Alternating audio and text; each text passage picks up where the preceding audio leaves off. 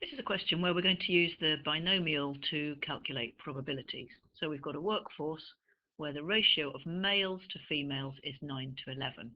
So the first question is about 8 employees being chosen, and the probability we've got to work out is that all of them are males. There's a couple of ways of thinking of this.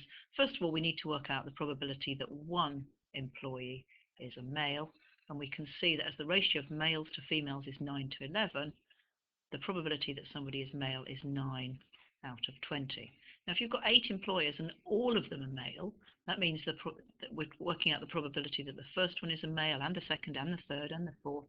So in fact, we're going to do 9/20 times 9/20 times 9/20, and that's going to happen 8 times. So actually, it is just 9/20 to the power 8, or you can use 0.45, which is the same as 9/20 to the power 8, and that comes out as 0.00168115, and so on.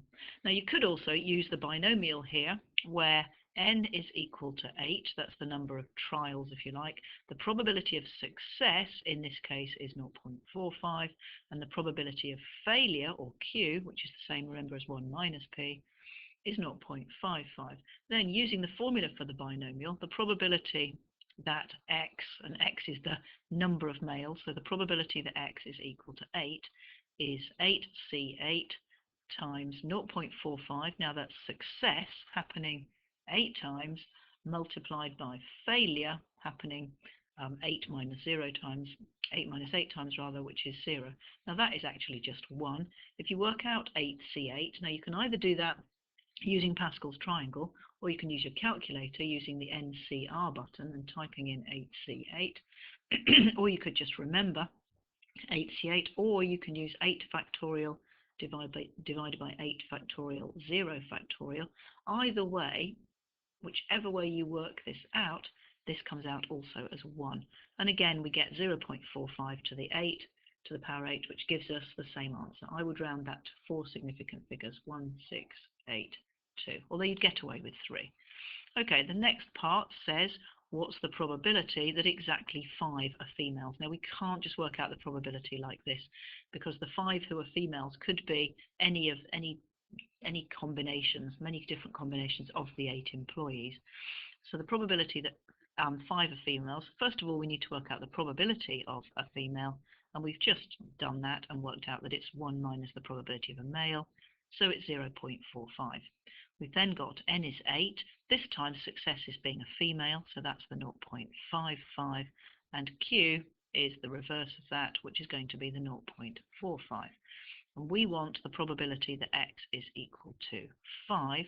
Now the probability that x is going to equal 5 is going to be 8, because you're still choosing from 8 employees, 8C5, multiplied by 0.55, so this is success, and we've got 5 of those, times failure, well that's being a man in this case, 0.45 to the power 3. Remember, these two probabilities must add up to 3. Must add up to 8 rather. Now if we work out 8C5, and again we could work it out on a calculator as 8C5 using the NCR button, or we could do 8 factorial divided by 8 factorial 5 factorial. Now you can actually do that as 8 times 7 times 6.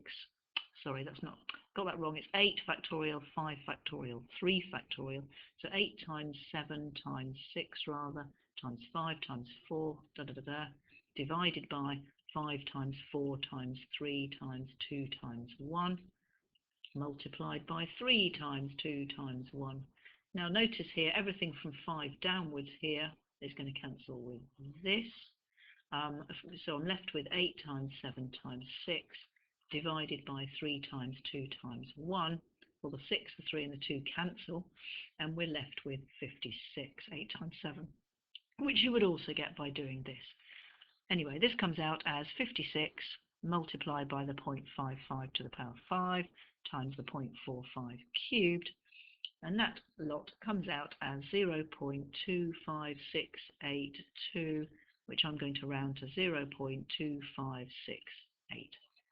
Okay, question now says, and this is a bit more difficult, what's the probability that at least 2 work part-time. So we've got to work out the probability that someone is part-time. Now that's quite difficult because they tell you that a third of the male employees work part-time and a half of the female employees work part-time. And I've sort of explained this using a sort of contingency table. If you like, we've got male and we've got female, and of those, and those males and females can be part-time or they can be not part-time. And I'm going to add in, the totals here. So this is total here, and this is also totals. Okay, now we know that the ratio of males to females is 9 to 11. That's the total, and this makes 20. And we're now told a third of the male employees work part-time. So if we've got 9 male employees, I know there aren't actually 9, but think of it as the ratio. A third of 9 is 3, so the ratio of part-time to not part-time is 3 to 6. And for the females, it says half of the female employees work part-time, so there must be 5.5 here, and there must be 5.5 here. And if we add these up, this comes to 8.5. We add up here, this comes to 11.5. So that altogether the ratio of part-time to not part-time is 8.5 to 11.5, which means that the probability that someone is part-time is 8.5 out of 20. Okay, so 8.5 out of 20, which is the same as, well, if we double the top and the bottom, then that's going to be 17 out of 40. And 17/40 is 0.425. So the probability that somebody is part-time is 0.425. So part 3 says for our 8 employees, so we've got n is equal to 8. P, in this case, the probability of success is somebody being part-time. And then Q, the probability of failure, is somebody being not part-time. And that's going to be 1 minus 0.425 or 0.575. Now the question says, what's the probability that at least 2 work part-time? Now in this case, X is the number who work part-time. And the question says, what's the probability that X is greater than or equal to 2? So what's the probability that of your group of 8 people, you get at least 2 who work full-time? Now, part-time rather. The probability that X is greater than or equal to 2 is the probability that X is equal to 2 or 3 or 4, all the way up to 8. Now that's a big ask.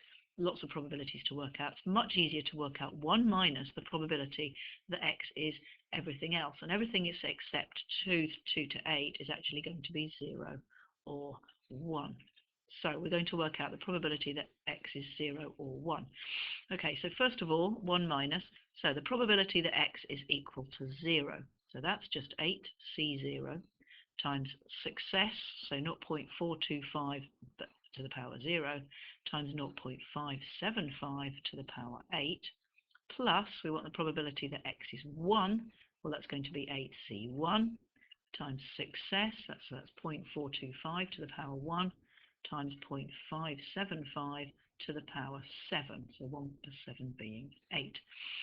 Okay, now if I work these out, 8C0 is actually just a 1, so it's 1 times anything to the power 0 is also 1, so times 0.575 to the power 8, plus 8C1 comes out as 8, so it's 8 times 0.425 times 0.575 to the power 7. So I'm going to get my calculator out now and work these both out. So the first probability, 0.575 to the power 8, comes out as 0.01194. I'm going to put that in my memory and call it A. Plus the other one comes out as 0.070656, I think it is. I'm going to put that in my memory as B. Add those two together, I'm going to do what comes out as 1 minus 0.0082606,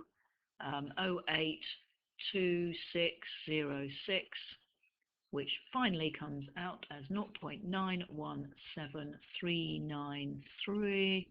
Again, 4 significant figures, it's 0.9174.